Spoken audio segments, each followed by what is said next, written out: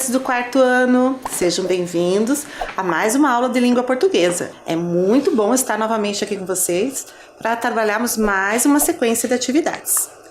Lembram de mim? Meu nome é professora Márcia. Para a aula de hoje, você vai precisar do seu caderno, do lápis, da borracha, de uma folha, pode ser uma folha sulfite, uma folha de caderno, a tesoura e a cola. Eu vou dar um tempinho para você organizar esses materiais.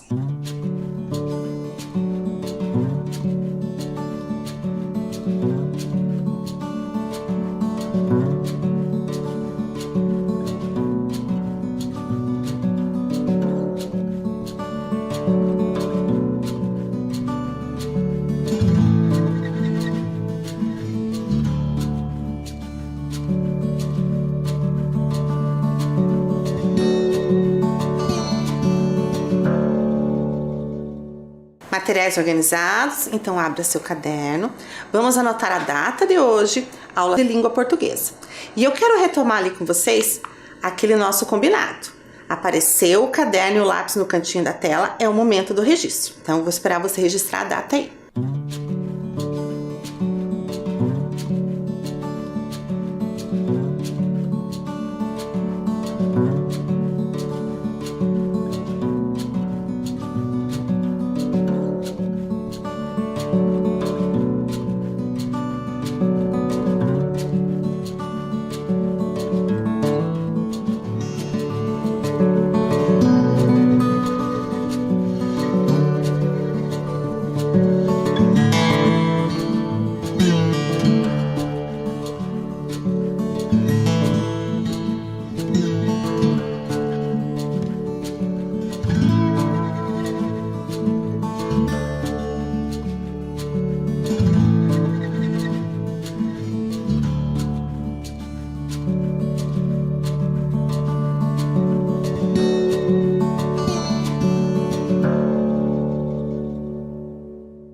Imagina então que você deve estar se perguntando qual será o tema dessas nossas aulas. O que será que a gente vai conversar nessa sequência de atividades? Bem, estudar a língua portuguesa é gostoso por causa que a gente pode ir estudando a língua e ir falando de outras coisas. Isso é possível porque a língua portuguesa está presente em tudo. Afinal de contas, ela é a língua que a gente fala, que a gente usa para se comunicar. Então, sobre a temática da nossa aula, eu trouxe para vocês uma imagem. Ela está coberta e eu vou mostrar para vocês aos pedacinhos. Então, eu vou tirar os pedacinhos, você vai analisando essa imagem e tentando descobrir do que se trata. Preste atenção que no canto da tela vai aparecer um dado que vai indicar qual é a parte da imagem que eu vou descobrir. Olha lá. A parte 4. O que a gente está vendo ali, né? Tem algumas flores... Tem algumas coisas ali, não sei se parecem garras, raízes. O que será que é isso? Outro dado. Então, vou tirar a parte 1. E agora?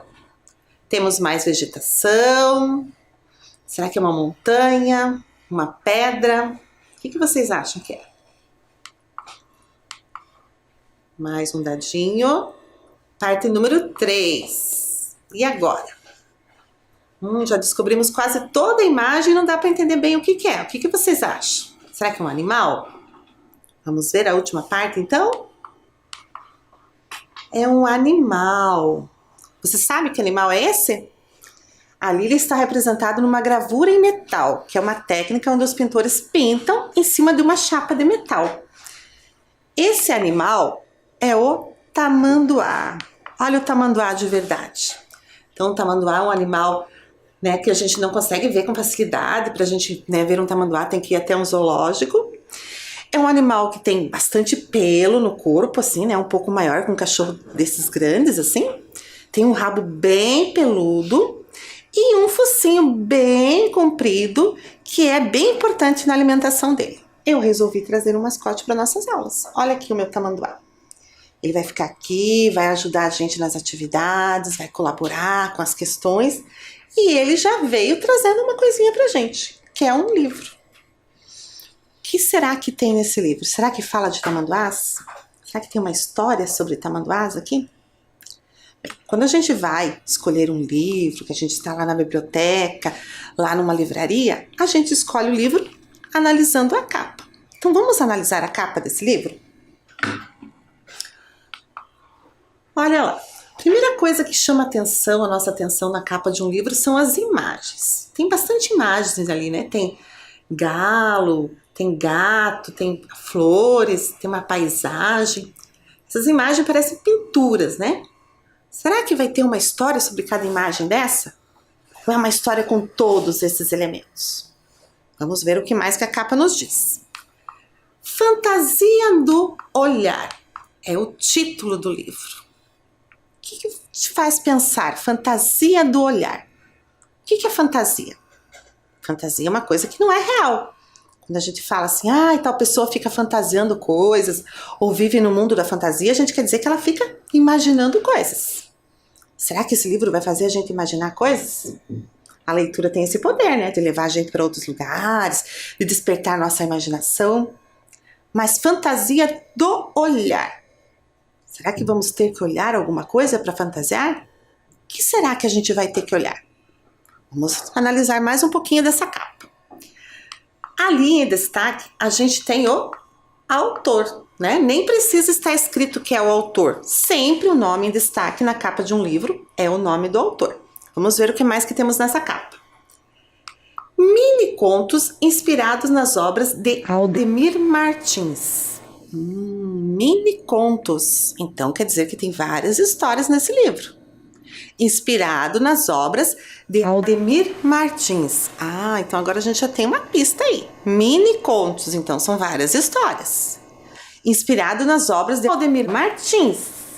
Que obras será que são essas? Será que são as imagens? Se forem as imagens, ele é o ilustrador. Aí temos mais uma informação, que é a palavra moderna. Essa palavra se refere à editora, que é a empresa que lança, que publica, que vende os livros. Bem, analisamos a capa, mas não conseguimos saber muito bem ainda sobre o que é o assunto desse livro. Mas os livros têm uma outra capa, a capa de trás. Essa capa aqui se chama quarta capa ou contracapa. E nela sempre tem um texto. Esse texto é chamado de sinopse. Nesse texto aparece um resuminho do que se trata o livro, da história que tem no livro, do assunto que ele traz. Vamos dar uma olhadinha nesse resuminho para a gente ver se a gente consegue identificar qual é o tema desse livro? Olha lá, eu vou aumentar 2 trechos aqui para vocês. Os contos de Elia José, em Fantasia do Olhar, tentam se aproximar dos quadros de Aldemir Martins, propondo ao leitor um jogo e diálogo entre texto e imagem. Então o autor Elia José criou contos, textos, histórias inspirados nos quadros de Aldemir Martins, tentando aproximar ali o texto da imagem que ele via no quadro. Vamos ver o que mais podemos identificar aqui. Um outro trecho. O elemento em destaque no quadro pode nem ser o dado principal do miniconto, mas aparece nele para iluminá-lo, colori-lo e enriquecê-lo. O escritor cria cenas, personagens e lugares que permitem ao leitor visualizar também a narrativa do que a imagem mostra. Então, esses quadros podem nem ser ali o tema principal da história, mas eles nos ajudam a criar aquela imagem que a gente cria quando a gente está fazendo uma leitura, né? A gente imagina o lugar, a cena, e esse quadro nos ajuda nisso. Então, já sabemos que nesse livro tem várias histórias que foram inspiradas nos quadros de Aldemir Martins. Então, exploramos a capa, a gente abre o livro, ele tem mais algumas folhas, né? E daí tem algumas informações sobre o livro e a gente chega no sumário. O sumário de um livro é o índice. É ali que a gente vai encontrar a página que está o assunto que a gente quer ou o texto que a gente quer. O sumário desse livro aqui é bem interessante. Ele tem imagens. Tem um pedacinho das imagens dos quadros que inspiraram Elia José. Então eu quero desafiar você a descobrir qual é a história que nós vamos ler. Então procure ali nas imagens, nos títulos dos textos e tente descobrir qual é o texto que nós vamos ler.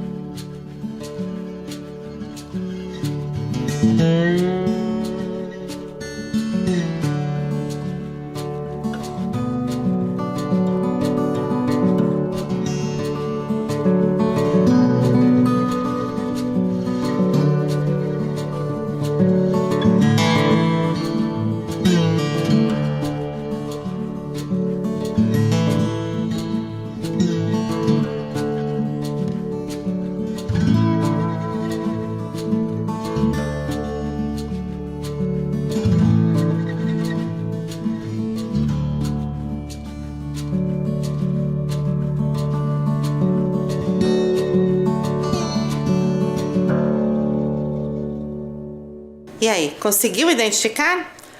Olha lá, é o texto número 8. Olha só a imagem. Tem um pedacinho daquela imagem que eu mostrei para vocês no começo da aula. E também pelo nome, né? O Tamanduá e as Formigas. Então, esse texto está na página 47. Eu vou mostrar para vocês como é que ele aparece no livro. Olha só. Tem a imagem que eu coloquei no começo da aula e o texto que eu vou ler agora para vocês. Eu vou colocar o texto na tela e vocês vão acompanhando aí a minha leitura.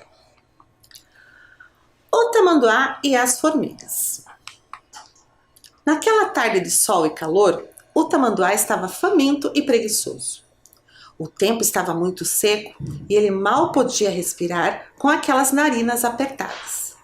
Dormia e sonhava com 1000 cupinzeiros, cucupins gordinhos e saborosos, mas a preguiça era tanta que demorou a reagir.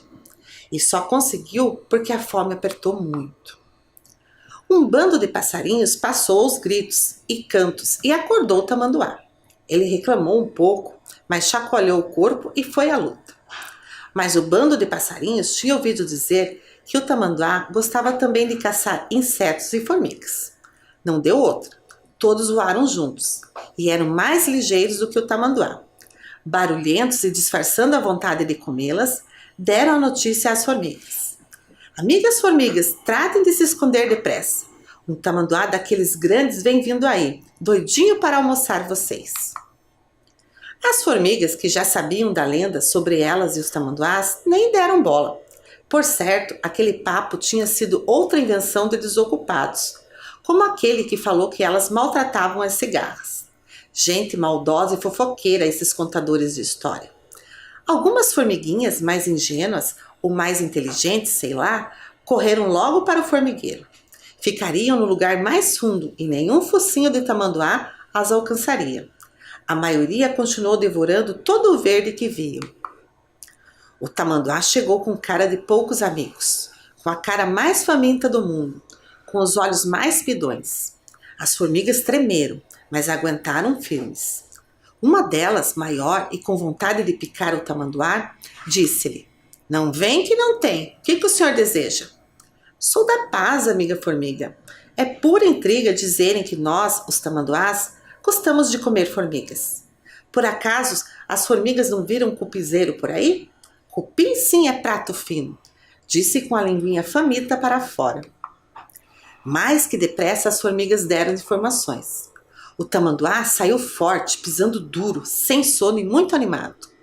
Elas riram, suspiraram e continuaram cortando o verde. Daquele dia em diante, se desfez parcialmente a lenda que o tamanduá come formigas. Como os contadores de histórias têm muita força entre a criançada, a lenda continua sendo contada e tem várias versões, cada uma melhor que a outra. Em todas elas, o tamanduá continua sendo o maior inimigo das formigas. Enquanto isso, eles se fartam de comer cupins. Melhor seriam se comessem também formigas, para o verde não ser tão sacrificado. Gostaram da história do tamanduá? Bem, essa vai ser a história que a gente vai estudar e analisar durante as nossas aulas. Mas primeiro eu quero falar um pouquinho para vocês sobre o autor. Quem foi Elias José? Quem foi? Porque infelizmente ele não está mais com a gente. Vamos conhecer um pouquinho dele? Foi esse senhor aqui, né? No meio das letras, no meio das palavras, que é o que os autores de livro gostam. O escritor Elias José nasceu em Santa Cruz da Prata, Minas Gerais. Morreu em 2 de agosto de 2008, aos 71 anos. Formado em letras e pedagogia, foi contista, poeta, romancista e professor. Devido à sugestão da esposa, passou a escrever também para crianças. Olha que legal! A esposa dele sugeriu que ele escrevesse para crianças. E nós ganhamos um excelente autor de histórias infantis.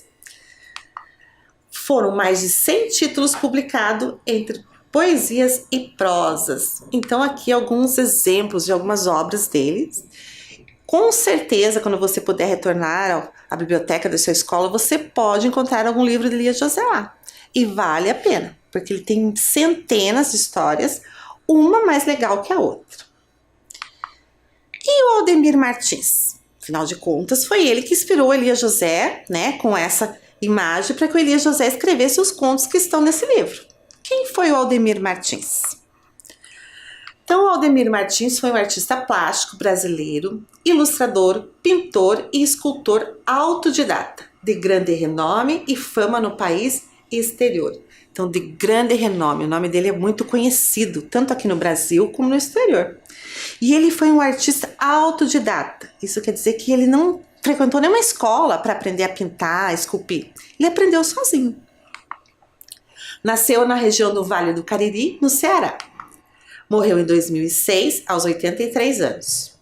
Seu talento já era perceptível desde criança. Olha só, se você também é uma criança que gosta de desenhar, quem sabe não está aí a sua profissão no futuro. Foi isso que aconteceu com o Aldemir. O artista sempre revelou uma produção artística intensa e em superfícies diversas, desde pequenas madeiras para caixas de charutos, papéis de carta, cartões, telas de linho e até formas de pizza. Então tudo servia de suporte para ele desenhar. Quanto mais ele desenhava, mais ele gostava. As obras, os quadros, são bem coloridos, né? Possuem uns traços assim simples e ele gostava muito de pintar coisas referentes à natureza. Então ele pintava animais, flores, né?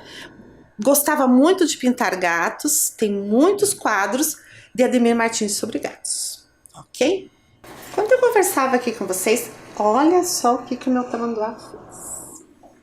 Ele veio aqui com uma plaquinha que tem um sinal de pontuação. Lembram desse sinal de pontuação? É o ponto de interrogação. E ele indica o quê? Uma pergunta. Então eu acho que ele está querendo saber alguma coisa. Eu vou mostrar para vocês o que tem colado nele aqui. São palavras que eu acho que ele está querendo saber o que são. Ó. Tem a palavra pidões. Temos a palavra sacrificado.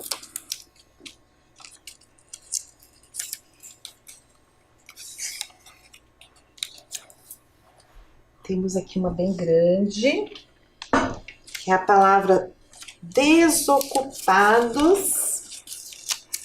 Estão lembrando dessas palavras? Da onde que ele tirou essas palavras? Temos mais uma aqui.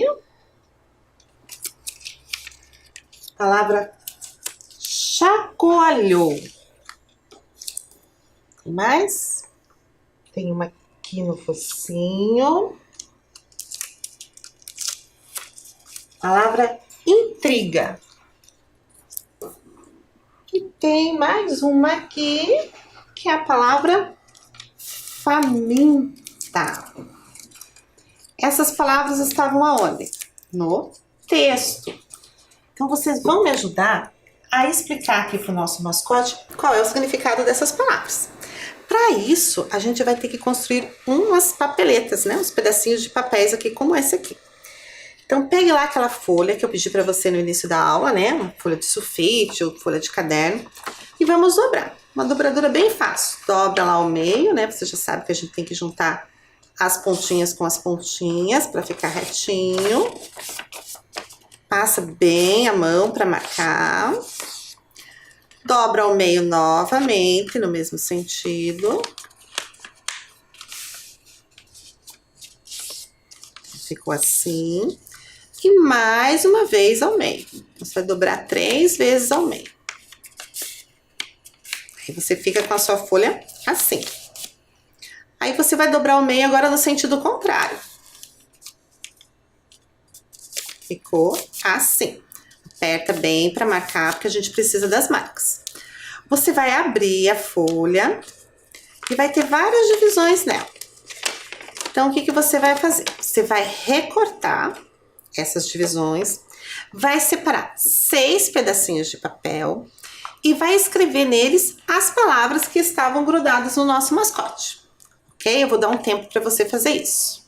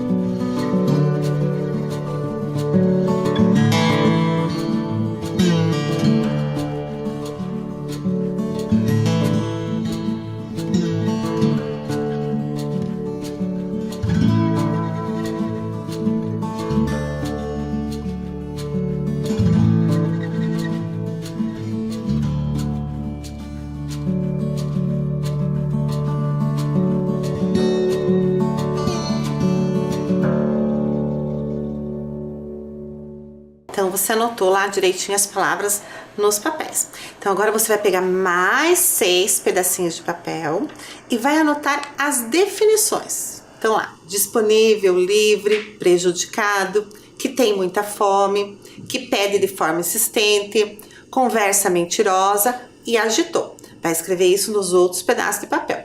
Se você souber qual é a definição de alguma palavra, você pode até juntar os 2 pedacinhos de papel, mas não colhe. Tá? Espere que a gente vai fazer junto a atividade. Então, vou dar um tempinho para você fazer essa anotação aí.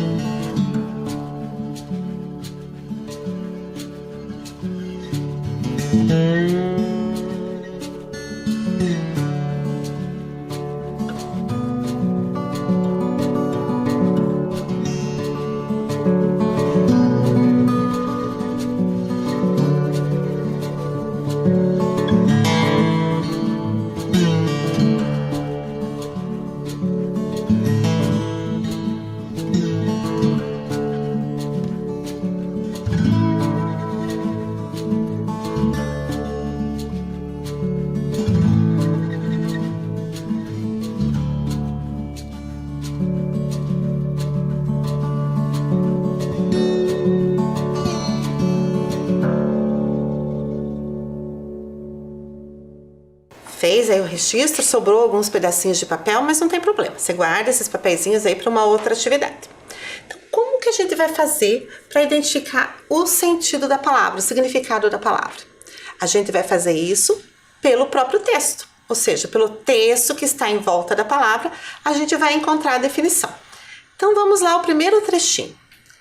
Ele reclamou um pouco, mas chacoalhou o corpo e foi à luta. Então, a palavra que a gente vai achar a definição é chacoalhou. Chacoalhou o corpo. Então, será que pode ser agitou o corpo? Será que ele foi prejudicado o corpo? Disponível, livre?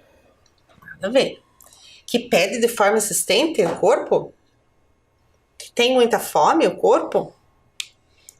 Conversa mentirosa o corpo? Não, né? É o primeiro aqui, mas agitou o corpo. Então, o significado de chacoalhou é o mesmo que agitou. Então, é aquela balançada que o animal dá assim quando ele acorda, né? Que ele chacoalha a cabeça até o rabo. Foi isso que o tamanduá fez. Vamos a outro trecho? Por certo, aquele papo tinha sido outra invenção de desocupados, como aquele que falou que elas maltratavam as cigarras. A palavra ali, desocupados. O que será que é um desocupado? Será que é um prejudicado? Papo de invenção de prejudicados? Uma pessoa que está disponível, livre? Uma pessoa que pede de forma insistente é um desocupado? Uma pessoa que tem muita fome? Ou uma conversa mentirosa? Desocupados, invenção de desocupados.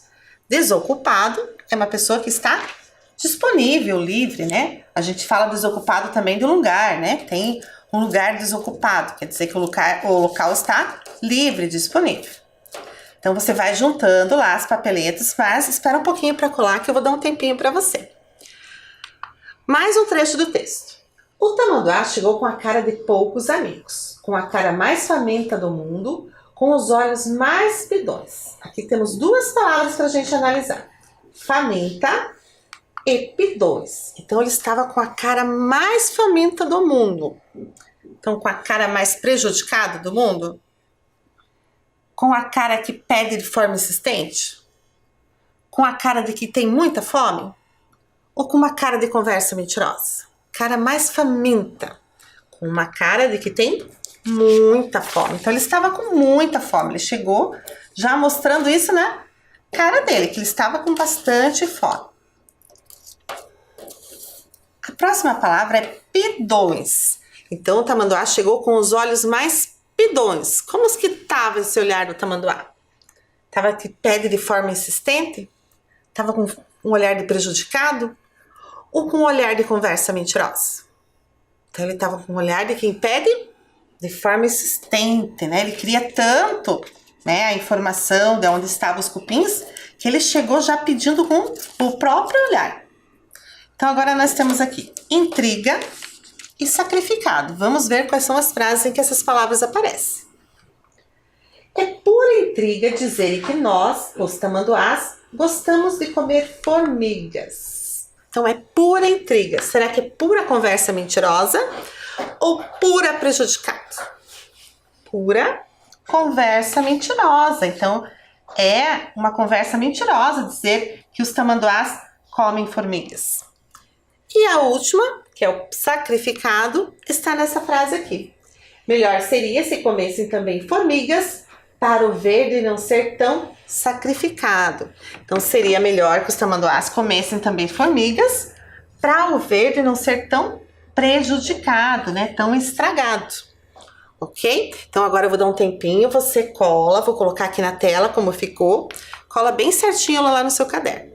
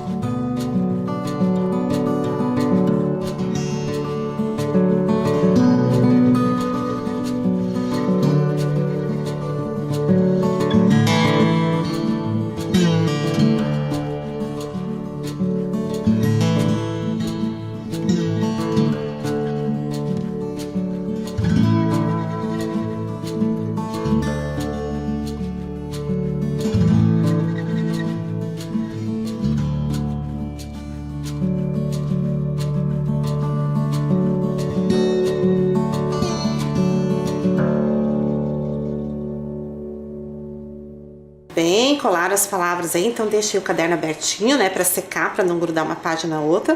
E vamos continuar pensando sobre o nosso texto. Agora eu quero analisar com vocês esses dois trechos aqui. As formigas, que já sabiam da lenda sobre ela e os tamanduás, nem deram bola.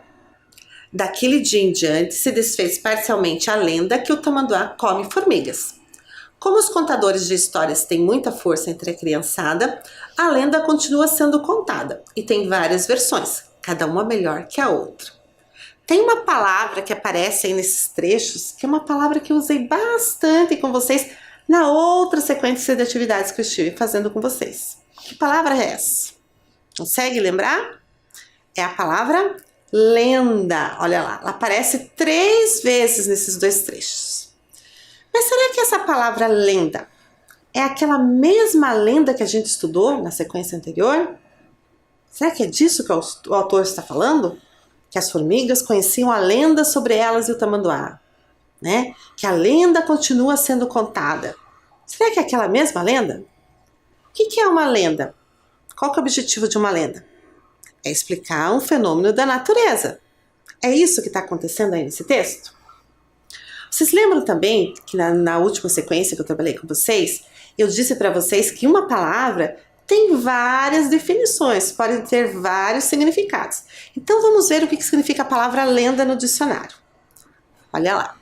Lenda, história de teor maravilhoso, fantástico ou mirabolante, cujos personagens são seres sobrenaturais, geralmente contam ou têm como tema tradições populares, folclóricas. Lenda do Saci.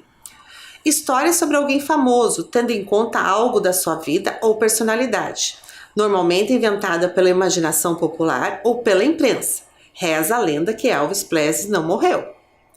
Qualquer história desprovida de verdade, mentira, engodo. Então, nós temos aí 3 definições para a palavra lenda. Então, a primeira se refere àquelas lendas que a gente estudou, né? Que são histórias com seres fantásticos da tradição popular. A segunda definição se refere a alguém famoso, né? Que se torna uma lenda. E a última definição fala o quê? Que é qualquer história desprovida de verdade, uma mentira, um engodo. Então, a palavra lenda ali nesse trecho do texto está sendo usada com esse sentido, com o sentido de uma história que não é verdade. Então, quando o autor fala lá que elas já sabiam, que as formigas já sabiam da lenda sobre elas e o tamanduás, e nem deram bola, porque as formigas já sabiam que era uma lenda dizer que o tamanduá comia formigas. Então, elas não deram bola. E depois o autor fala assim, que desde aquele dia a lenda se desfez. Então, essa história de que o tamanduá comia formiga era uma mentira, se desfez essa história, porque ali na história o tamanduá não comeu nenhuma formiga.